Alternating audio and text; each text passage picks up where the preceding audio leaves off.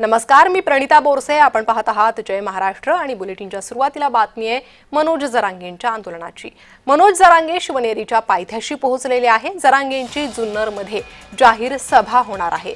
सभेनंतर ते जुन्नरमधून मुंबईकडे रवाना होणार आहेत. जरांगेंचं 29 ऑगस्टला मुंबईच्या आझाद मैदानात आंदोलन सुरू होत आहे. तर या आंदोलनासाठी जरांगे काल बीडमधून अंतरवाली सराटीमधून निघाले आणि आता जुन्नरमध्ये पोहोचले. शिवनेरीच्या पायथ्याशी पोहोचले. अधिक माहिती घेणार आहोत आमचे प्रतिनिधी विजय चिडे यांच्याकडून. विजय, सध्या काय अधिक माहिती आहे या आंदोलनासंदर्भात?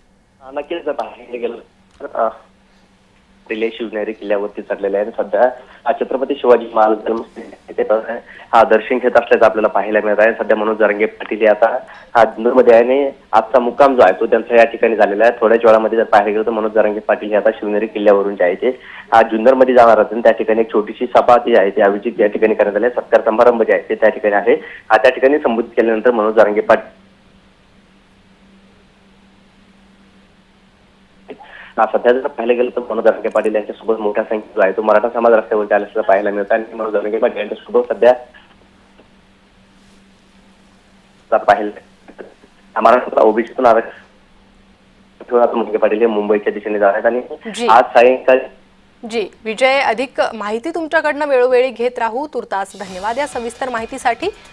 जुन्नरमध्ये मनोज जरांगेचं जोरदार स्वागत झालं. त्यानंतर ते शिवनेरीच्या पायथ्याशी पोहोचले. आता शिवनेरी गडावर ते दर्शन घेत आहेत.